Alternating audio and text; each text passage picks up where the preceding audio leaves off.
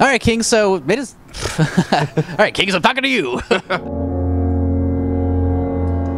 And welcome to Overtime, brought to you by KingsCast at www.kingscast.net. I'm Keith Korneluk. And I'm Chris Kalazewski. Welcome, Kings fans. We're in the final few games of the Los Angeles Kings season, or maybe not. Maybe not. That's right, Kings fans. We're back with another late season episode here to talk about the away games against the Vancouver Canucks and the Calgary Flames. Also talk about the remaining games on the schedule. And we're going to give our top 5 reasons why the Kings will or will not make the playoffs. Here we go. Saddle up. Let's get busy. All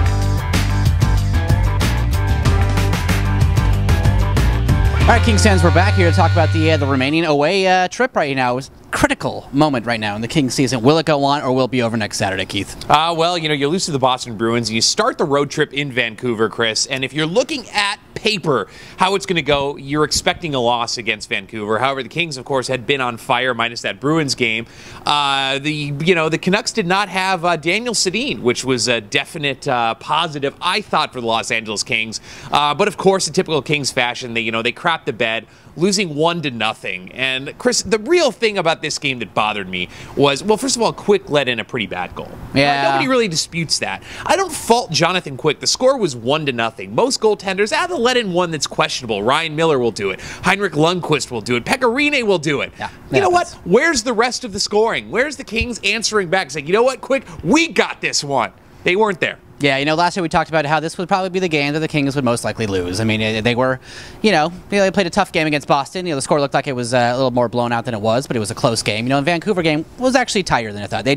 Quick did give up a bad goal to, that one guy who was playing with Gretzky when he was a rookie. I think we saw that story a million times. But it was a tight game, and the Kings, but they got shut out. And this is the interesting statistic, Keith, is that they have been shut out 10 times this season. 10 times with 5 games remaining, highest in the league. Shut out 10 times. An even more bizarre statistic, Chris, I think it was Daryl Evans that said it, but the Kings have lost 9 games where Jonathan Quick has let in just 1 goal. Yeah. Now, that is goddamn concerning.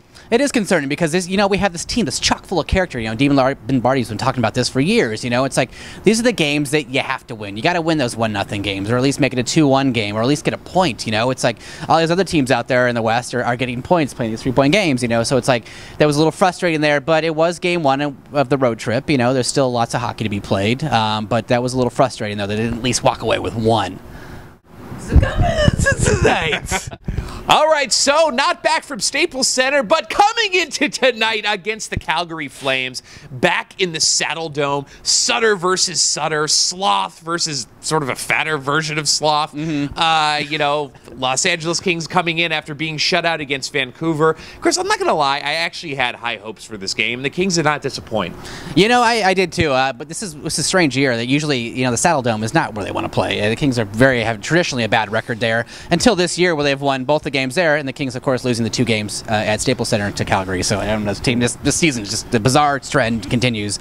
But what a great night for the Kings. They were all over it tonight, I thought. And Dustin Brown, and I didn't score that first goal, but he was all over the ice tonight. The guy was really wanting to score a goal. And, you like to see your captain there, especially a guy like Dustin Brown who, fought his way, answered the call, got called out by his coach, called out by the GM, and made it happen and got that second goal. And you can't be happier about this team. Mitchell with a goal too, another even night of scoring. Yeah, I mean, there was nothing happening on the power play. The power play actually looked dreadful tonight from my standpoint. But Willie Mitchell with that first goal, Brownie with his 20th. Congratulations there. We didn't know if you could do it this season or anyone for that matter. And the Kings closing it out, with an empty netter by Justin Williams. But the Kings really kept the pressure going. Mostly for 60 minutes, Chris, which was nice to see. They never let up. The commentators, I think, were actually rooting for the Calgary Flames because, they're going, oh, the Calgary Flames might be coming back. But the Kings just kind of squashed it. It's what I like to see. This is going to put Calgary's playoff hopes not down the drain, but it's looking real iffy right now. Los Angeles Kings tonight could finish anywhere from now 8th.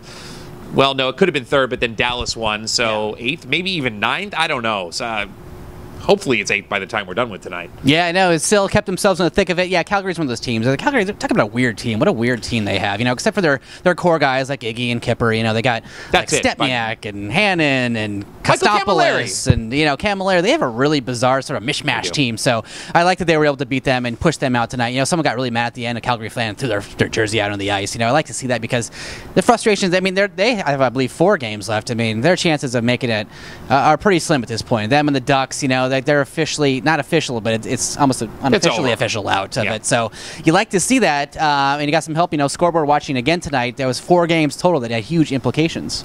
It's kind of going into our next part right here is just the remaining games. This is huge. We have 5 games left against 3 opponents, and the next 2, you look at them on paper and you think, oh, we got this. Yeah, so we're looking at the final 5 games of the season against Edmonton, Minnesota, Edmonton again, San Jose, and then San Jose to close out the season. Now, on paper, Chris, we should handle very readily Edmonton and Minnesota. Now, that doesn't always happen. It is the Los Angeles Kings. Edmonton, a very speedy team, however, without Taylor Hall. So that is definitely a plus. But Edmonton has found a way to kind of solve the Kings this season. Now, Minnesota, yes, we've lost to them. But, to me, this should be 6 easy points. But I think what it's going to come down to close out the season is these back-to-back games against the San Jose Sharks. San Jose sort of peeking out, sort of regressing, you know what I mean? It could come down to the final game of the season, San Jose, Los Angeles, as to who makes the playoffs and who finishes 9th. Yeah, no, it's crazy. It's a really crazy time right now. The Kings just, at this point, I know, yes, they need help if they want to, maybe win the division or get the 7th seed, but they need to win these games. And like you said, they need to get at least 6. It'd be nice if they got 8, points to end out of the last 10. But, you look at the schedule and you hope that, they can handle these 2 teams. These 6 games, they feel like trap games, kind of, they're teams with nothing to lose, just trying to play it out for the fans. Of course, they're up in their cities.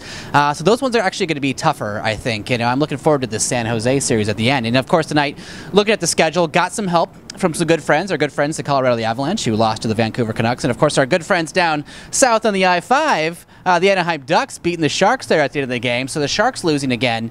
So the Kings back there in the thick of it again. I believe they are the 7th or 8th seed right now. I'd have to look at the standings right now, but they're back in playoff picture.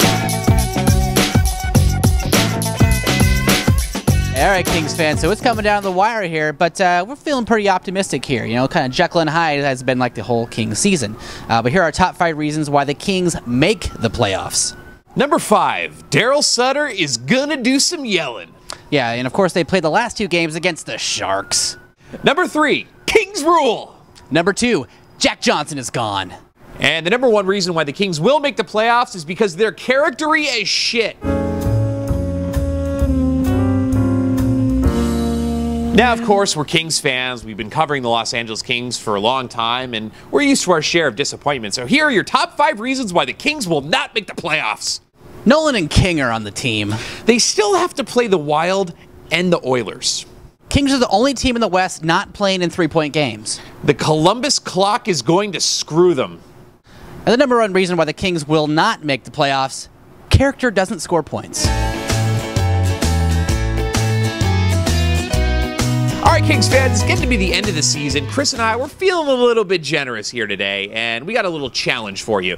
If you subscribe to us on YouTube, thank you very much. We have 1,500 subscribers, give or take, and our goal is to get to 2,000 by the end of the playoffs, if we make them. That's where you can help us out. So when we reach 2,000 subscribers, we are going to give away a signed photo, framed and matted, of Jack Johnson while he's still playing for the Los Angeles Kings. Worth a little something on the eBay there, I'm not going to lie to you.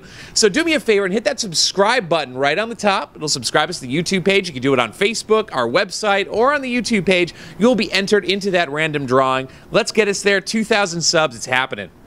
All right, Kings fans, so the season is winding down here, and the Kings can finish anywhere from 3rd, 7th, 8th, or out of the playoffs. So where do you think the Kings are going to finish? Our question of the day, so leave your comments downstairs. All right, Kings fans, we'll be right back at you next Thursday at the final regular season game, hopefully not the final game, at the Stape against the San Jose Sharks. So don't forget to subscribe to us on YouTube. Click that like button because you know you got to. Like us on Facebook, Twitter, all those other places. God damn it, I'm Keith Kordelik. I'm Chris Kalzewski. Thank you for watching Overtime by KingsCast.